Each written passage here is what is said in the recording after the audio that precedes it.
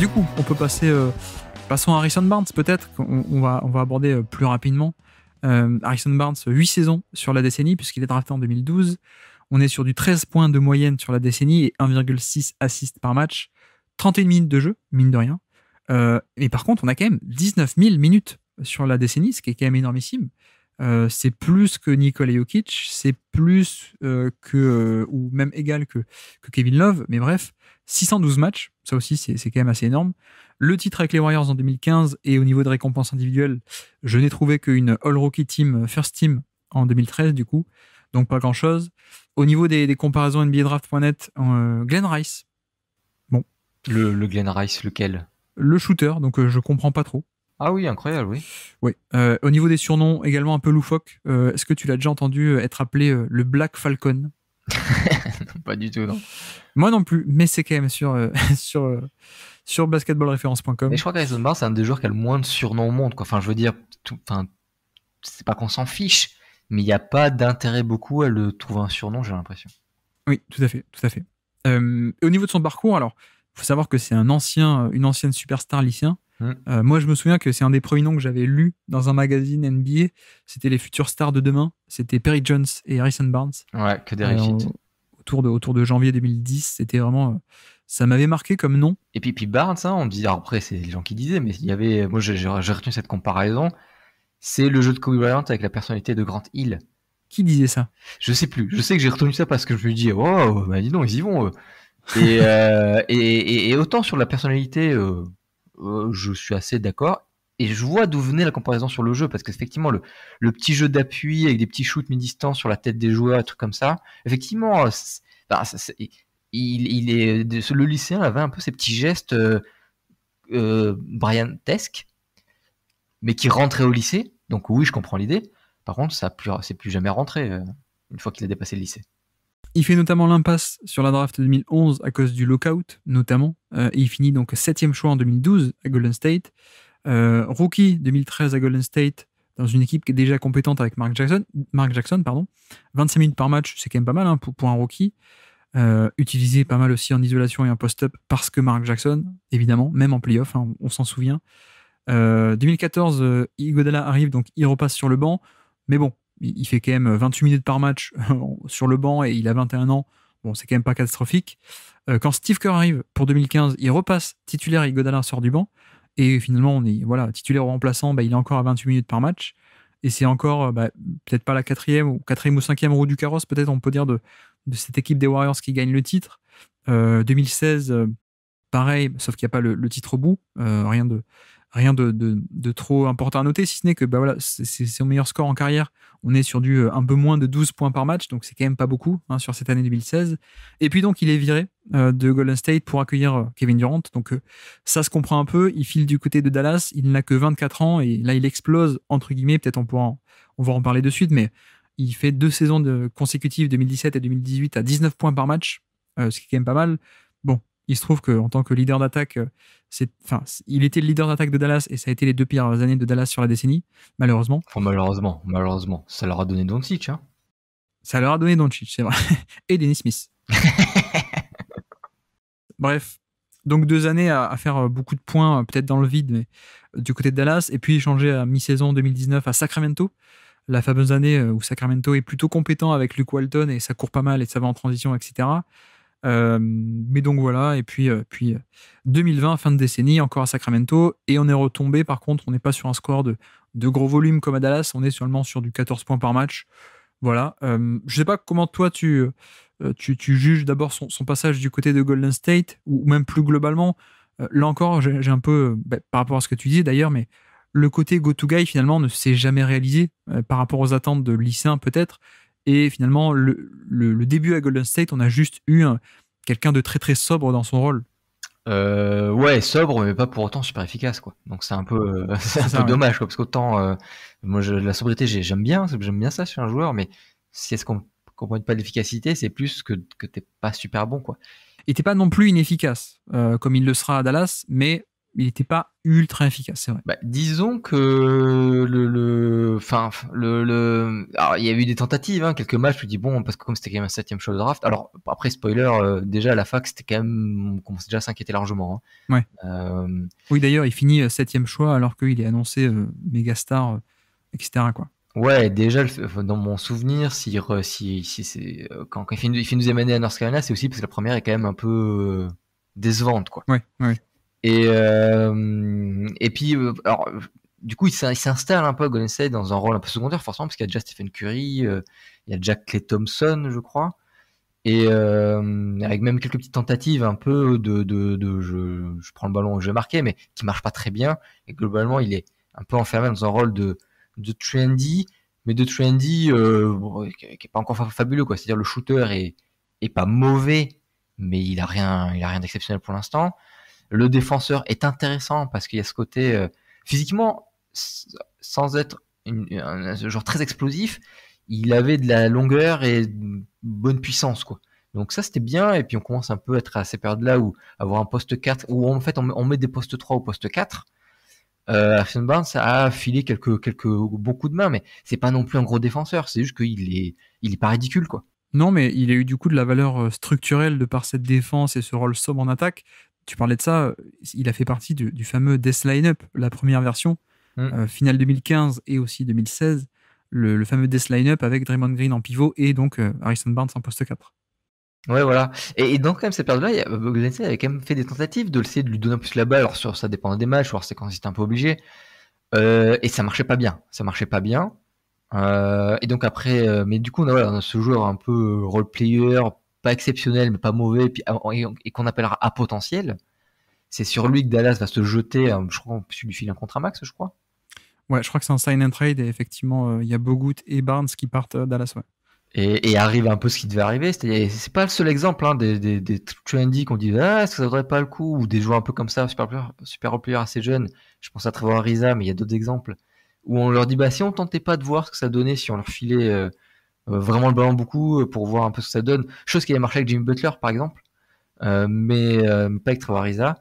Là Dallas, alors il est ticket shoot, hein, et il marque beaucoup de points, mais effectivement il n'y a pas d'efficacité, il n'arrive pas non plus à développer du playmaking, il n'arrive pas à développer, il y a beaucoup de sa sélection de tirs est vraiment, je parlais de Kobe Bryant, tu retrouves un peu ça, quoi. C'est-à-dire beaucoup de longs tirs à 2 points sur la tête des joueurs qu'il arrive à prendre, hein. Sa force, c'est qu'il arrive à prendre des tirs difficiles. Mais juste, il les met pas, quoi. Et c'est un peu un problème, ouais. Du coup, oui. Pour donner les chiffres rapidement, à Dallas, on est sur quelqu'un qui est à 25% d'usage, donc c'est un gros volume, mais c'est même pas un volume de star, quoi. C'est un volume, voilà, de lieutenant, on va dire 25%, et on est sur une efficacité, le fameux true shooting plus, donc par rapport à la moyenne, on est sur du 97, 98 et 98. Donc, moins 3% par rapport à la moyenne en efficacité, moins 2% et moins 2% de 98 pour aller à 100. Bref. Voilà, donc non seulement c'était pas efficace du tout, mais en plus, c'était même pas sur un énorme volume. Et comme tu dis, à ce scoring inefficace, en fait, à ce scoring inefficace, il n'y a aucun playmaking, aucune création de jeu pour du collectif, aucune génération de décalage et de jeu, de pouvoir profiter de tout ça. Et donc, ce qui fait que on est sur quelqu'un qui, au mieux, dans les meilleurs passages, on pouvait décrire comme un go-to-guy neutre, nul, avec une valeur nulle, hein, je veux dire, pas nul, mauvais, quoi, mais quelqu'un qui, par rapport au nombre de ballons que tu lui donnais, n'était pas rentable, quoi. C'est-à-dire que tu lui donnais pas mal de ballons quand même, et la production finale, c'était quelque chose qui était moins efficace que le rendement moyen NBA, ce qui donc fait pas beaucoup avancer les choses pour ton attaque, quoi. Mais tu vois, presque moi, les années Dallas, je vais pas leur mettre des points malus, mais pour moi, c'est encore une fois, c'est valeurs nulles, quoi. Je les compte pas trop. En tout cas, c'est pas de points bonus. En tout cas, dans le référentiel d'aujourd'hui, on a des exigences assez importantes, hein, un top 100 de décennie. Je dis pas que par rapport à rien du tout, ça compte pas, mais par rapport aux exigences d'aujourd'hui, pour moi, je les compte pas trop, quoi. Et finalement, Sacramento non plus, hein, pas grand chose de différent à dire Sacramento par rapport à Dallas, si ce n'est le volume moins grand et peut-être un peu plus efficace, un chouïa. Mais pour moi, pourquoi il est dans ce top 100, pourquoi est-ce que je l'ai mis dans ma playlist, même si il fait partie des noms qui peuvent être totalement dégagés, hein. Je sais pas si toi plus tard, tu pourras argumenter pour d'autres noms qui ne sont pas dans la playlist. Mais Westbrook et tout, par exemple. non, mais je pense qu'il peut être parmi les candidats que je peux potentiellement sortir de la liste. On verra ce que les auditeurs en pensent notamment. Mais pour moi, pourquoi est-ce que je l'ai mis dans la playlist? C'est les années Golden State. C'est la valeur structurelle dont tu as parlé de un joueur qui est capable de faire du switch all, un certain spacing, mais encore une fois, un spacing autour de la moyenne, 35-36% et pas beaucoup plus, et qui peut aussi, qui a cet apport de wing stopper finalement. Donc c'est un peu ces trois éléments qui le faisaient avoir une valeur positive pour moi à Golden State. Et je crois que j'ai pas relevé son minutage, mais il a plus de 30 minutes par match sur ses runs de playoff. Voilà, c'est quelqu'un d'assez important et qui a de la valeur de par sa défense et un peu ce truc de l'ombre.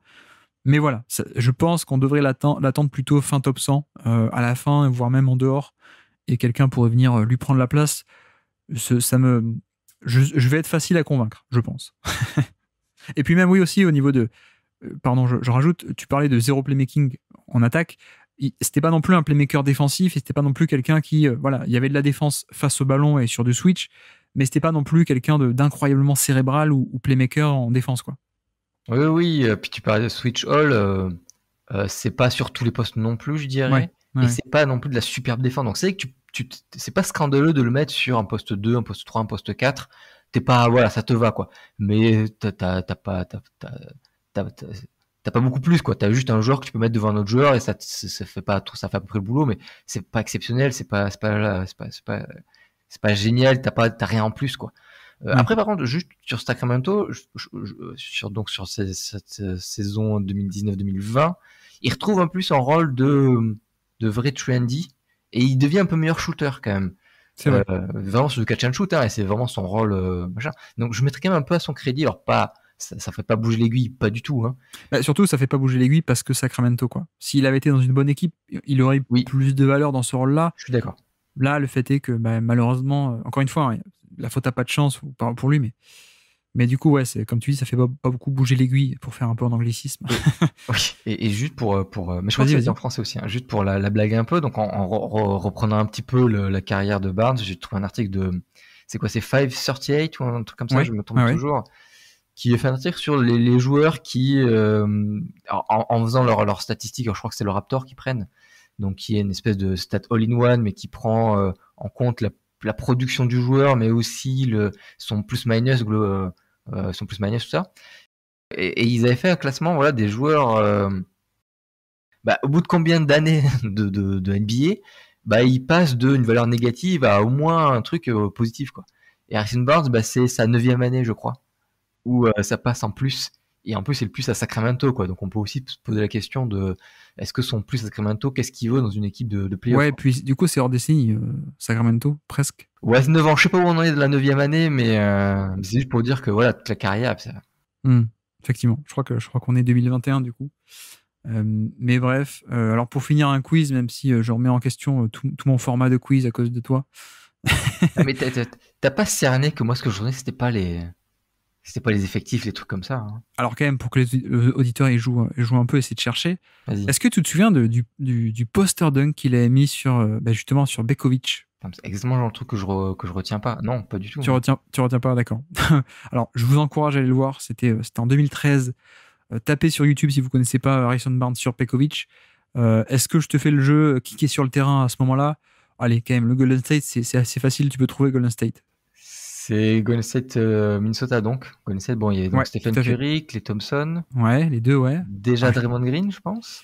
Ouais, mais il est pas sur le terrain, du coup, au moment du poster dunk. Sur le terrain? Sur le terrain, qui est sur le terrain. Ok.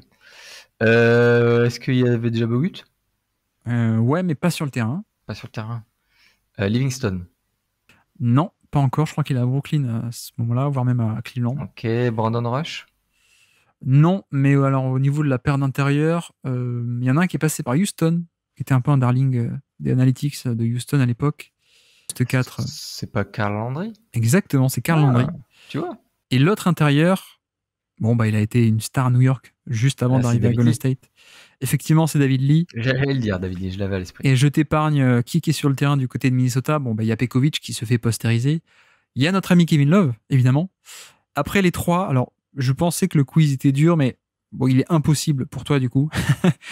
Les trois derniers, c'est un ailier russe. Est-ce que tu peux le trouver avec des gros indices? Oui, c'est pas comment c'est Chev, je sais plus. Alors oui, il y a Alexis Shved, mais je parlais pas de lui. Je parlais pas d'Alexis Shved. Je parlais de Kirilenko qui est sur le terrain.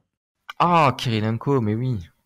C'était juste avant qu'il ne prenne pas son énorme player option pour ensuite aller signer au minimum chez Mikhail Prokop.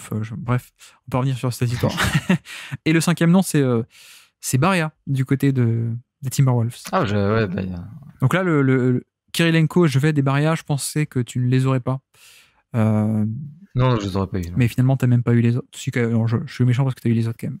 Ouais, c'est pas si mal. Ouais, franchement, c'est le meilleur que j'ai fait depuis le début. Je suis épaté même. Et juste également, si ça vous intéresse aussi des poster dunks d'Harrison Barnes, tapez aussi Harrison Barnes contre les Bucks. Il en fait un la même année, en 2013. Il fait un poster dunk sur Ilyasova qui est quand même pas mal. Il monte très très haut. Donc allez voir ça si vous ne connaissez pas et si ça vous intéresse.